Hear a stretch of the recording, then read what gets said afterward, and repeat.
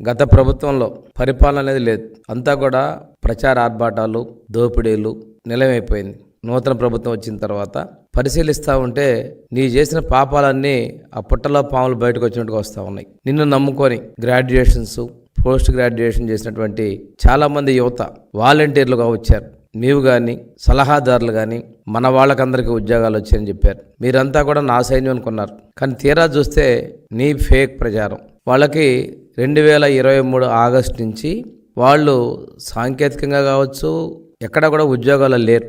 2023 August నుంచి వాళ్ళ ఉద్యోగాల్ని renewal చేయలేకపోయారు. మేము రెన్యువల్ చేద్దాము వాళ్ళని, కానీ చూస్తే నిన్న క్యాబినెట్ ముందు ఫైల్ వస్తే నీ డొల్లతనం బయటకు వచ్చింది.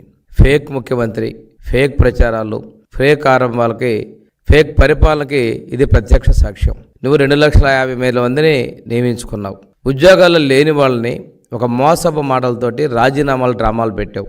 నేను వస్తే మీకు ఇంకా మంచి చేస్తాను, మరింత ఉద్యోగాలు చూపిస్తానని చెప్పేసి తప్పుడు ప్రచారాలు, తప్పుడు మాటలు చేసావు.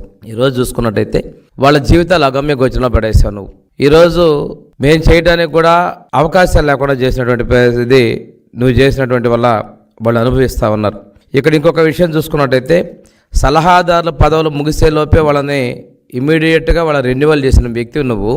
నీ తప్పుడు సలహాలు ఇచ్చే వ్యక్తులకి నీ ఆశ్రిత పక్షపాతం చూయించుకున్నావు. కానీ నువ్వు వాళ్ళు స్వచ్ఛందంగా చేస్తున్నటువంటి సహాయకులుగా ఉన్నారు, వాలంటీర్లు అన్నావు. వాళ్ళ జీవితాలతో ఇన్ని లక్షల మంది జీవితాలతో చెలగమాట నీకు సిగ్గు అనిపించలేదు. కానీ ప్రజలు నీకు బుద్ధి చెప్పారనే విషయాన్ని నువ్వు ఇక్కడ గమనించుకోవాలి.